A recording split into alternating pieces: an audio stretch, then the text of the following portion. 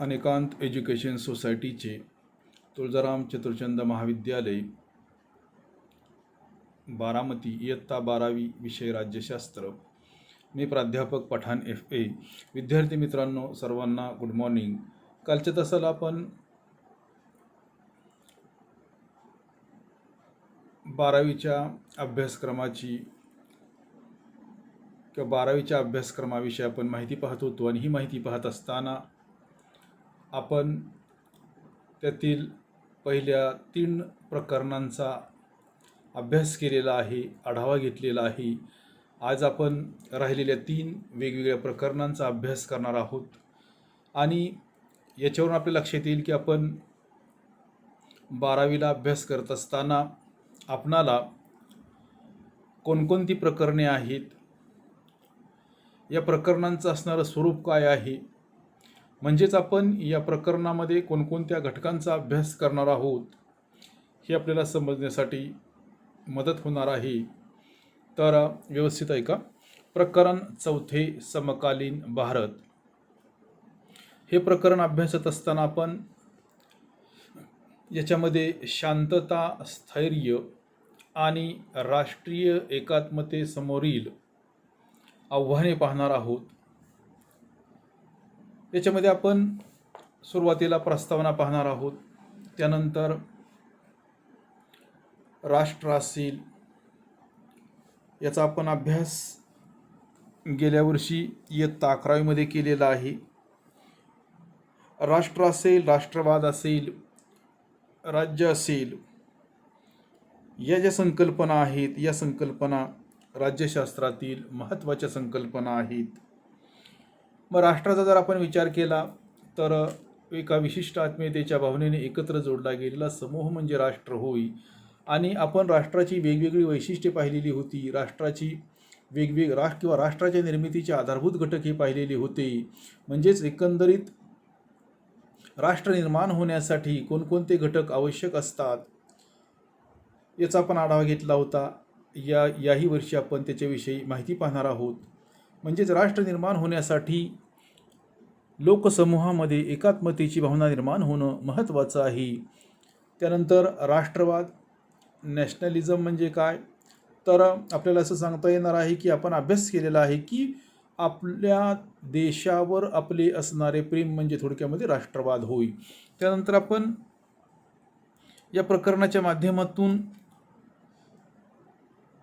स्वयंनिर्णयाचे तत्त्वसुद्धा अभ्यासणार आहोत. म्हणजेच जेव्हा राष्ट्रातील लोक किंवा राष्ट्रातील लोकांचा जर आपण विचार केला तर ज्यावेळेला लोक सार्वभौम राज्याची मागणी करतात, म्हणजे स्वयंनिर्णयाच्या हक्काची मागणी करतात, तेव्हा ती मागणी राष्ट्राला राज्याच्या दिशेने घेऊन जात असते. आपल्याला माहिती आहे की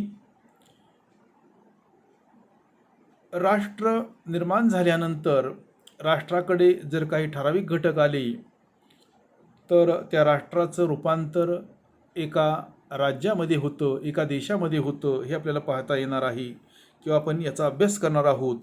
आणि म्हणजेच आपल्याला सांगता येईल की स्वयंनिर्णयाचे तत्त्व म्हणजे स्वयंनिर्णयाच्या हक्काची मागणी ज्यावेळेला लोक करतात त्यावेळेला ती स्वयंनिर्णयाची आस राष्ट्राला राज्याच्या दिशेने घेऊन जाते आणि राष्ट्राचे रूपांतर त्यामुळे राज्यामध्ये होण्यासाठी त्या ठिकाणी मदत होते. आपण राज्याचा जर विचार केला तर राज्य निर्माण होण्यासाठी लोकसंख्या, शासनसंस्था, सरकार आणि सार्वभौमत्व हे घटक महत्त्वाचे असतात आणि या घटकांच्या माध्यमातून आपल्याला राज्याची निर्मिती करता येणार आहे. आणि राज्य निर्माण होण्यासाठी हे 4ही घटक महत्त्वाचे असतात. या 4ही घटकातील एक जरी घटक कमी असेल तरी देखील आपल्याला राज्याची निर्मिती करता येणार नाही. आपण पाहिलं होतं की एका विशिष्ट भूप्रदेशामध्ये सुसंघटित झालेला लोकसमूह म्हणजे राज्य होय. आणि ज्यावेळेला राज्याकडे लोकसंख्या, शासनसंस्था, भूप्रदेश आणि सार्वभौमत्व, लोकसंख्या, भूप्रदेश, शासनसंस्था म्हणजे सरकार आणि सार्वभौमत्व हे 2 घटक असतात त्यावेळेला आपल्याला राज्याची निर्मितीही करता येणार आहे. त्याच्यानंतर बघा, राज्याची असणारी भूमिका, अधिकार, कामे आपल्याला काही मुद्द्यांच्या माध्यमातून सांगता येणार आहे.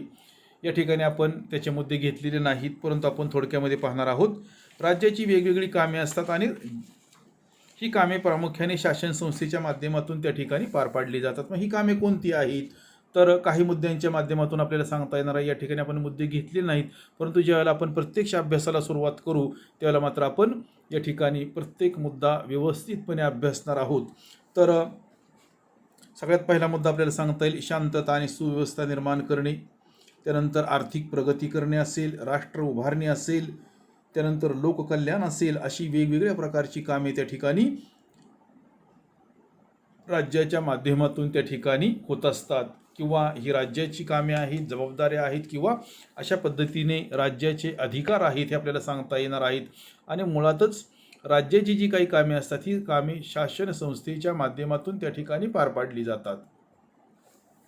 याच्यानंतर राष्ट्रीय एकात्मतेचा जर आपण विचार केला तर राष्ट्रीय एकात्मता किंवा राष्ट्रीय एकात्मतेची समस्या जी काय आहे ही समस्या सार्वत्रिक अशा पद्धतीची आहे. राष्ट्रीय एकात्मतेची असणारी समस्या ही सार्वत्रिक अशा पद्धतीची आहे. मग देशाची एक समान ओळख निर्माण करण्यासाठी समाजामध्ये जे काही विविध घटक असतात या विविध घटकांमध्ये संवाद साधून सलोखा निर्माण करणे महत्त्वाचे असते. आणि आपल्याला माहिती आहे की एखाद्या देशामध्ये विविधता ही असणार आहे. मग ती सामाजिक असेल, सांस्कृतिक असेल, प्रादेशिक असेल किंवा धार्मिक असू शकते, भाषिक असू शकते, आर्थिक अशा स्वरूपाची सुद्धा असू शकते. परंतु तरीही राष्ट्राची एक राष्ट्रीय ओळख निर्माण होणे म्हणजेच आपल्याला त्या ठिकाणी राष्ट्रवाद असे या ठिकाणी सांगता येणार आहे. तर राष्ट्रीय एकात्मतेचा विचार करत असताना म्हणजे थोडक्यामध्ये राष्ट्रीयमध्ये एकता निर्माण करणे, एकता साधणे, जरी विविधता असली तरी सुद्धा याला आपल्याला राष्ट्रीय एकात्मता असे म्हणता येणार आहे. मग राष्ट्रीय एकात्मतेशी संबंधित समान मूल्ये कोणती आहेत? ही वेगवेगळी आहेत. मग याच्यामध्ये समान नागरिकत्व असेल, विविधतेतील एकता असेल, राष्ट्राविषयी निष्ठा असेल, किंवा भिन्न समुदायांबाबत बंधुभावाची भावना असेल, धर्मनिरपेक्षता असेल, इत्यादी काही घटकांचा आपण याच्यामध्ये अभ्यास करणार आहोत. त्याच्यानंतर राष्ट्रीय एकात्मता साधण्याच्या प्रक्रियेमध्ये राज्याची असणारी भूमिका नेमकी काय आहे ही भूमिका आपण वेगवेगळ्या घटकांच्या माध्यमातून त्या ठिकाणी पाहणार आहोत. आपण याच्यातले 1-2 घटक पाहणार आहोत. नंतर अभ्यास करत असताना व्यवस्थितपणे विस्ताराने अभ्यास करणार आहोत.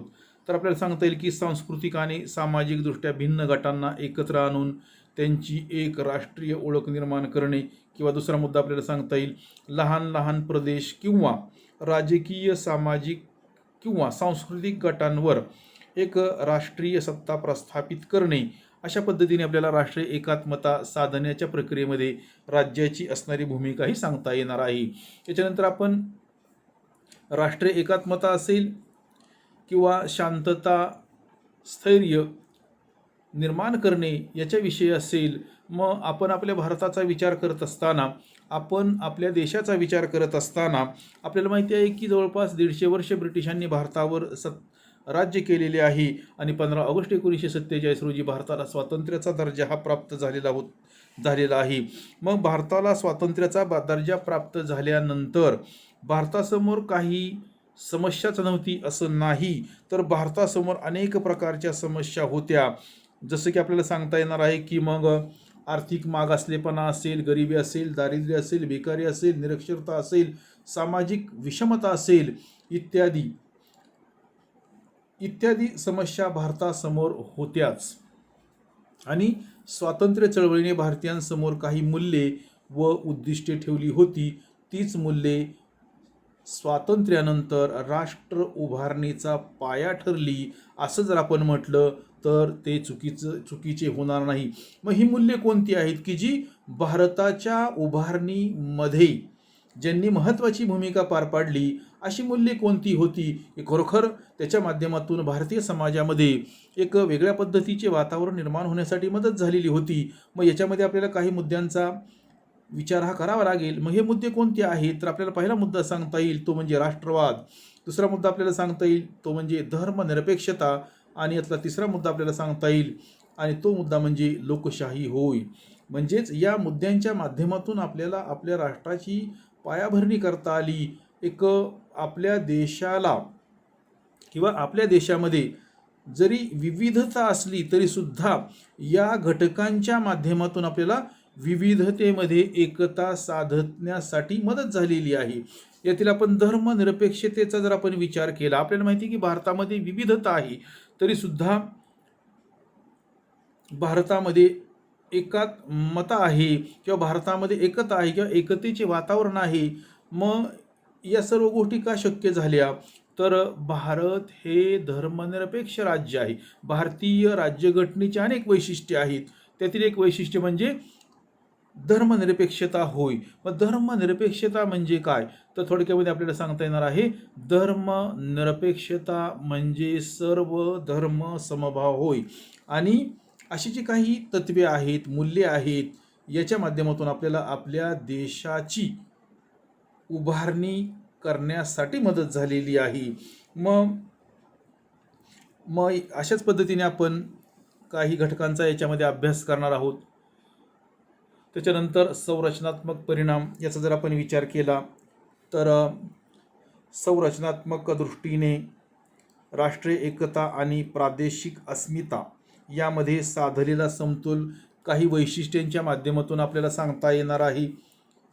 मग ही वैशिष्ट्ये कोणती आहेत? तर आपल्याला सांगता येईल की सार्वत्रिक प्रौढ मताधिकार असेल. पहिला मुद्दा आपल्याला सांगता येईल, सार्वत्रिक प्रौढ मताधिकार असेल.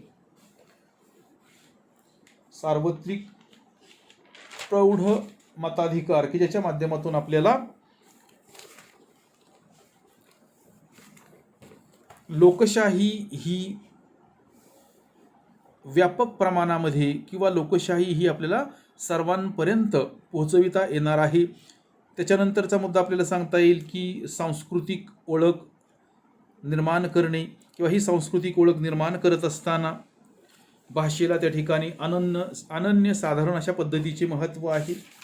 त्याच्यानंतर आपल्याला सांगता येणार आहे भारतीय प्रशासकीय सेवा असतील किंवा त्याच्यानंतरचा मुद्दा आपल्याला सांगता येईल राष्ट्रीय एकात्मता परिषद असेल. त्याच्यानंतर मूलभूत कर्तव्य असतील. असे काही आपल्याला संरचनात्मक परिणाम याच्यामध्ये सांगता येणार आहे. त्याच्यानंतरचा मुद्दा आहे मानसिक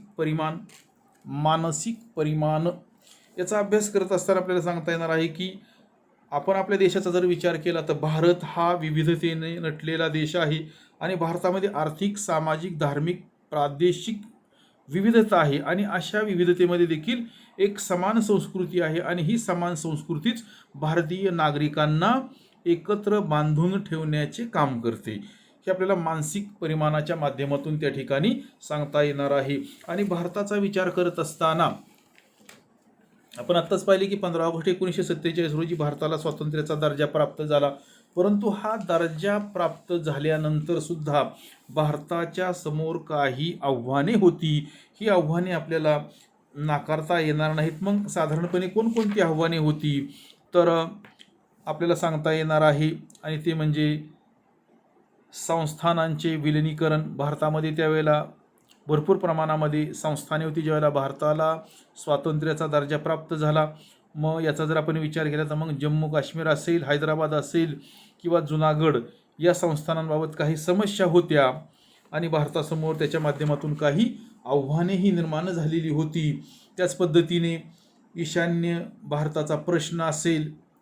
त्याच्यानंतर 1970च्या दशकामध्ये भारतामध्ये जी आणीबाणी घोषित करण्यात आलेली होती आणि ही आणीबाणी जाहीर केल्यानंतर किंवा घोषित केल्यानंतर तेव्हा भारतीय लोकशाही शासन व्यवस्था काही काळ स्थगित करण्यात आलेली होती. त्याच्यानंतर आणखीन आपल्याला याच्यामध्ये जर राष्ट्रीय एकात्मतेचा जर आपण विचार केला, राष्ट्रीय एकात्मता राष्ट्रामध्ये एकतेचे वातावरण, एकात्मतेचे वातावरण निर्माण करत असताना सुद्धा त्या ठिकाणी काही आव्हाने निर्माण झालेली होती किंवा आजही ती आहेत असं आपण म्हटलं ते चुकीचे होणार नाही. मग जम्मू काश्मीरमधील सीमापार दहशतवाद असेल, काही प्रदेशात डाव्या उग्रवाद्यांच्या अतिरेकी कारवाया असतील किंवा दहशतवाद असेल, या गोष्टी आपल्याला त्या ठिकाणी नाकारता येत नाहीत. तर अशा पद्धतीने आपण प्रकरण नंबर 4चा अभ्यास करणार आहोत. आणि हे प्रकरण व्यवस्थितपणे आपण अभ्यासणार आहोत. यानंतर आपण प्रकरण 5वे समकालीन भारत याच्यामध्ये सुशासन ही संकल्पना पाहणार आहोत. सुशासन म्हणजे चांगल्या प्रकारचे शासन, सुशासन म्हणजे चांगल्या प्रकारचे सरकार असे आपल्याला त्या ठिकाणी म्हणता येणार आहे. मग सुशासनाचा विचार करत असताना आपण नागरिक म्हणून प्रशासकीय यंत्रणेच्या दररोज संपर्कात येत असतो. आपली जी काही कामे असतात आणि ही कामे करण्यासाठी आपण प्रशासकीय यंत्रणेच्या दैनंदिन संपर्कात येत असतो, हे आपल्याला मान्यच करावं लागेल. याचं जर उदाहरण द्यायचं झालं तर आपली अशी काही कामे असतात की ती कामे करण्यासाठी आपणाला प्रशासकीय मदत ही घ्यावीच लागते, त्याच्याशिवाय आपली कामे पूर्ण होत नाही. फॉर एक्झाम्पल बघा, जन्म मृत्यूचा दाखला असेल, हा जर आपल्याला काढायचा असेल, आपले आधार कार्ड आपल्याला काढायचे असेल, पॅन कार्ड काढायचे असेल, रेशन कार्ड आपल्याला काढायचे असेल, किंवा आपल्या ज्या काही विविध मागण्या असतात या मागण्या जर आपल्याला पूर्ण करून घ्यायच्या असतील तर आपल्या मागण्या शासनापुढे आपल्याला मांडणे महत्त्वाचे असते, हे आपल्याला या ठिकाणी सांगता येणार आहे. मग आपण जर 1900 याच्यामध्ये सुरुवातीला आपण प्रस्तावना, त्यानंतर सुशासनाची व्याप्ती व अर्थ पाहणार आहोत, व्याख्या पाहणार आहोत. जसं आता आपण पाहिलं की सुशासन म्हणजे चांगले शासन, चांगले सरकार. 1990च्या दशकात जगभरात अनेक बदल झाले, त्यातील काही बदल आपण काही मुद्द्यांच्या माध्यमातून पाहणार आहोत. 1990च्या दशकामध्ये जागतिक राजकारणामध्ये किंवा जगामध्ये किंवा जगभरात अनेक बदल झाले, त्यातील काही बदल आपण काही मुद्द्यांच्या माध्यमातून त्या ठिकाणी पाहणार आहोत. जसे की जागतिक अर्थव्यवस्थेचे जागतिकीकरण असेल, आंतरराष्ट्रीय संस्था असतील, बिगर राजकीय अभिकर्ते असतील, असे काही मुद्द्यांच्या माध्यमातून आपण हे जे काही जगभरामध्ये बदल झाले, आपल्याला माहिती की 1990च्या दशकापासून जगामध्ये एक नवीन विचारधारा निर्माण झाली, याचा उल्लेख आपण जागतिकीकरण असा करतो. आणि या जागतिकीकरणामुळे जगाची असणारी रूपरेषा ही त्या ठिकाणी बदलून गेलेली आहे. मग याच्यानंतर आपण नागरी समाज म्हणजे काय त्याचा सुद्धा आपण अभ्यास करणार आहोत, किंवा सुशासनाची विविध मूल्ये आपण 7 ते 8 मुद्द्यांच्या माध्यमातून पाहणार आहोत. मग याच्यामध्ये सहभागात्मक मुद्दा असेल, किंवा कायद्याचे राज्य असेल, पारदर्शकता असेल, प्रतिसादात्मक असेल, किंवा सहमतीदर्शक असेल, अशा आपण वेगवेगळे 8 ते 9 मुद्दे या ठिकाणी पाहणार आहोत. त्यानंतर सुशासनासाठीचा पुढाकार आणि भारतातील नागरिक केंद्री प्रशासन याचा सुद्धा त्या ठिकाणी आपण व्यवस्थितपणे अभ्यास करणार आहोत. आणि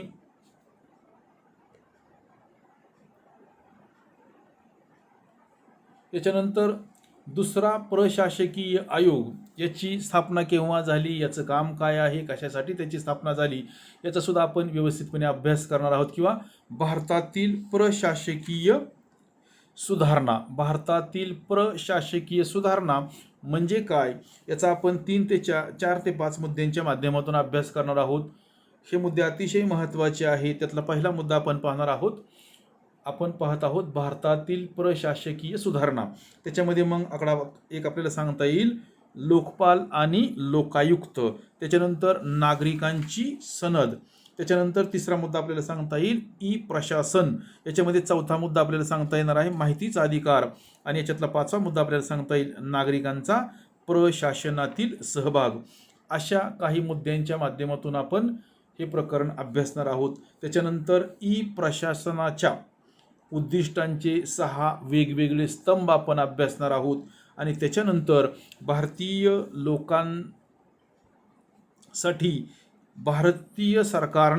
सरकारने काही विशेष संस्थांची त्या ठिकाणी निर्मिती केलेली आहे. मग भारतातील विशेष संस्थात्मक यंत्रणा कोणत्या आहेत, तर या यंत्रणा पाहत असताना आपण वेगवेगळ्या आयोगांचा या ठिकाणी विचार करणार आहोत.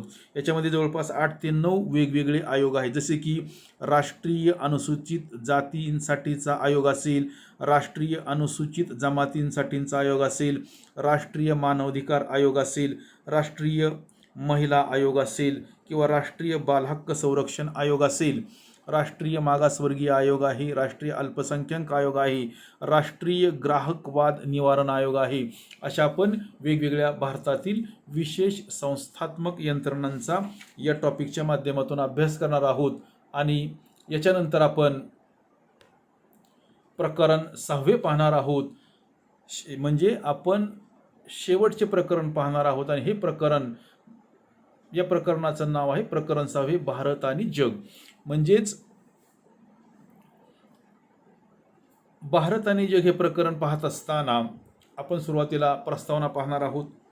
त्याच्यानंतर भारताच्या किंवा भारतीय परराष्ट्र धोरणाची उद्दिष्टे काय आहेत याचा आपण अभ्यास करणार आहोत. किंवा भारताच्या परराष्ट्र धोरणाची तत्वे, म्हणजेच परराष्ट्र धोरण म्हणजे इतर देशांबरोबर संबंध प्रस्थापित करत असताना ते संबंध कशा पद्धतीचे असावेत, याला आपल्याला परराष्ट्र धोरण असे म्हणता येणार आहे. इतर देशांबरोबर संबंध प्रस्थापित करत असताना जी रणनीती तयार केली जाती, आखली जाती, त्याला परराष्ट्र धोरण असे म्हणतात. कारण आज आपण आंतरराष्ट्रीय राजकारणाचा अभ्यास करत असताना, आंतरराष्ट्रीय संबंधांचा विचार करत असताना किंवा जागतिकीकरणाच्या प्रक्रियेचा अभ्यास करत असताना आज जगामध्ये कोणताही देश हा स्वयंपूर्ण नाही, म्हणजे स्वतःच्या गरजा स्वतः भागवू शकतो असा जगामध्ये एकही देश नाही. प्रत्येक देशाला दुसऱ्या देशाची मदत ही घ्यावीच लागते आणि त्यातून आंतरराष्ट्रीय संघटना निर्माण होतात, आंतरराष्ट्रीय संबंध प्रस्थापित होतात आणि त्याच्या माध्यमातून परराष्ट्र धोरणे त्या ठिकाणी ठरवले जाते. मग भारताच्या परराष्ट्र धोरणाची तत्वे काय आहेत, तर आपल्याला काही मुद्दे याच्यामध्ये सांगता येणार आहेत. त्याच्यामध्ये आपल्याला पहिला मुद्दा सांगता येईल, राज्यांची सार्वभौम समानता असेल, इतर राज्यांच्या सार्वभौमत्वाचा व प्रादेशिक एकात्मतेचा त्या ठिकाणी आदर करणे, त्याच पद्धतीने आंतरराष्ट्रीय कायद्यांचा सन्मान करणे, असे आपल्याला वेगवेगळे मुद्दे या ठिकाणी भारताच्या परराष्ट्र धोरणाची तत्वे किंवा मूल्ये याच्यामध्ये सांगताय. भरपूर मुद्दे आहेत, आपण 2 ते 3 मुद्द्यांचाच आढावा घेतलेला आहे. त्यानंतर अलिप्ततावाद ही विचारधारा आहे. अलिप्ततावाद म्हणजे काय, अलिप्ततावादी संघटनेची स्थापना कशी झाली, कोणी केली, अलिप्ततावादी संघटनेची जी काही संमेलने झालेली आहेत ही कुठे झालेली आहे, त्याच्यामध्ये कोणकोणते देश सहभागी आहेत, याचा सुद्धा आपण या ठिकाणी अभ्यास करणार आहोत. आणि आपल्याला माहिती आहे की शीतयुद्धाच्या काळामध्ये काही महत्त्वाचे लष्करी करार करण्यात आलेले होते. आपल्याला माहिती आहे की 1945 दुसऱ्या महायुद्धाचा शेवट जागतिक राजकारणामध्ये मैलाचा दगड त्या ठिकाणी ठरलेलं होतं. कारण दुसरं महायुद्ध संपल्यानंतर जागतिक राजकारणामध्ये 1945 ते 1990-91 पर्यंत शीतयुद्ध सुरू होते. कारण आपल्याला माहिती आहे की दुसरे महायुद्ध संपल्यानंतर जगामध्ये 2 महासत्तांचा उदय झाला. एक महासत्ता म्हणजे अमेरिका आणि दुसरी महासत्ता म्हणजे सोव्हिएत युनियन. आणि या दोनही महासत्तांनी जगावर आपला प्रभाव पाडण्याचा प्रयत्न केला आणि यातूनच त्या ठिकाणी जगामध्ये शीतयुद्ध सुरू झाले आणि त्यातूनच या 2 गटांनी वेगवेगळे त्या ठिकाणी लष्करी करार हे केलेले आहेत. अमेरिकेचा जर आपण विचार केला तर नाटोसारखी संघटना असेल, सिएटोसारखी संघटना असेल किंवा करार असेल, सेंटोसारखा करार असेल, असे वेगवेगळे त्या ठिकाणी करार हे करण्यात आले. शीतयुद्ध म्हणजे काय, तर युद्धजन्य परिस्थिती म्हणजे शीतयुद्ध होय, ताणतणावाचे वातावरण म्हणजे शीतयुद्ध होय, भीतीचे वातावरण म्हणजे शीतयुद्ध होय. मग अमेरिकेनेच लष्करी करार केले असे नाही, तर अमेरिकेला शह देण्यासाठी सोव्हिएत युनियनने सुद्धा त्या ठिकाणी काही लष्करी करार हे केलेले आहेत. मग याच्यामध्ये आपल्याला वॉर्सा पॅक्ट असेल किंवा वॉर्सा ॲक्ट असेल, असे काही करार हे सोव्हिएत रशियाच्या माध्यमातून सुद्धा करण्यात आलेले होते अमेरिकेला शह देण्यासाठी. त्याच्यानंतर बघा एक महत्त्वाचा प्रश्न आहे आणि तो प्रश्न म्हणजे भारताच्या परराष्ट्र धोरणाला प्रभावित करणारे घटक किंवा भारताच्या परराष्ट्र धोरणावर परिणाम करणारे घटक. तर हा प्रश्न महत्त्वाचा आहे बोर्डाच्या परीक्षेच्या दृष्टिकोनातून. तर 5 ते 6 वेगवेगळे मुद्दे आहेत की जे भारताच्या परराष्ट्र धोरणाला प्रभावित करतात. मग याच्यामध्ये बघा भौगोलिक घटक असेल, ऐतिहासिक घटक असेल, आर्थिक घटक असेल, राजकीय घटक असेल, आंतरराष्ट्रीय व्यवस्था असेल, अशा वेगवेगळ्या घटकांचा आपण यामध्ये अभ्यास करणार आहोत आणि भारताच्या परराष्ट्र धोरणाला हे घटक कसे प्रभावित करतात याचा आपण आढावा घेणार आहोत. त्याच्यानंतर बघा भारताचे जगाबरोबरील संबंध कसे आहेत, आज आपण भारताचा विचार करत असताना आपण म्हणतो की भारत भविष्यामध्ये महासत्ता होईल. मग या सगळ्या गोष्टींचा जर आपण विचार केला तर भारत एक उगवती सत्ता आहे. याच्यामध्ये आपण काही घटकांचा अभ्यास करणार आहोत किंवा भारताच्या शेजारी असणारे देश कोणते आहेत आणि या देशांबरोबर आपले असणारे संबंध कशा पद्धतीचे आहेत याचासुद्धा आपण अभ्यास करणार आहोत. त्याच्यानंतर बघा आफ्रिका खंडाचा आपण विचार करणार आहोत आणि आफ्रिका बरोबरील भारताच्या संबंधांमध्ये अनेक मुद्दे आणि संधीसुद्धा आहेत. मग हे अनेक मुद्दे कोणते आहेत आणि संधी कोणते आहेत याचासुद्धा आपण त्या ठिकाणी अभ्यास करणार आहोत. त्याच पद्धतीने हिंदी महासागर क्षेत्राचा सुद्धा आपण विस्ताराने या घटकाच्या माध्यमातून अभ्यास करणार आहोत. आणि याच्यामध्ये शेवटी आपण आयोरा ही संकल्पना पाहणार आहोत. मग आयोरा म्हणजे काय, आयोराची निर्मिती कुणी केली, आयोरा संघटना निर्माण करत असताना किंवा आयोराची निर्मिती करत असताना याच्यामध्ये नेमका पुढाकार कोणी घेतला, कोणी याच्यामध्ये महत्त्वाची भूमिका बजावलेली आहे आणि याच्यामध्ये या संघटनेमध्ये सभासद असणारे देश किती आहेत, अशा पद्धतीने आपण याच्यामध्ये विस्ताराने अभ्यास करणार आहोत. तर विद्यार्थी मित्रांनो, अशा पद्धतीने आपण प्रकरण नंबर 6 याचा अभ्यास केलेला आहे. आणि एकंदरीतच आपल्याला यावर्षी 12वीला राज्यशास्त्र विषयाचा अभ्यास करत असताना आपल्याला किती प्रकरणे आहेत, किती टॉपिक आहेत आणि त्याच्यामध्ये कोणकोणते घटक आहेत याचा आपण आढावा घेतलेला आहे. आणि आपल्यासाठी 12वीचे वर्ष हे महत्त्वाचे आहे, आपल्या जीवनातील तो टर्निंग पॉईंट आहे. आणि म्हणून 12वीचा अभ्यास करत असताना एकंदरीतच आता तुम्हाला एक अंदाज आला असेल की राज्यशास्त्र विषयाचा अभ्यास करत असताना जी प्रकरणे आहेत ती कोणती आहेत. आपण तर नंतर विस्ताराने पाहणारच आहोत आणि प्रत्येक प्रकरण झाल्यानंतर तुम्हाला त्याच्या नोट्ससुद्धा दिल्या जातील. तर या सर्व प्रकरणांचा अभ्यास करत असताना आपल्याला एकंदरीतच लक्षात आले असेल की आपण या राज्यशास्त्र विषयामध्ये वेगवेगळ्या संकल्पना पाहणार आहोत.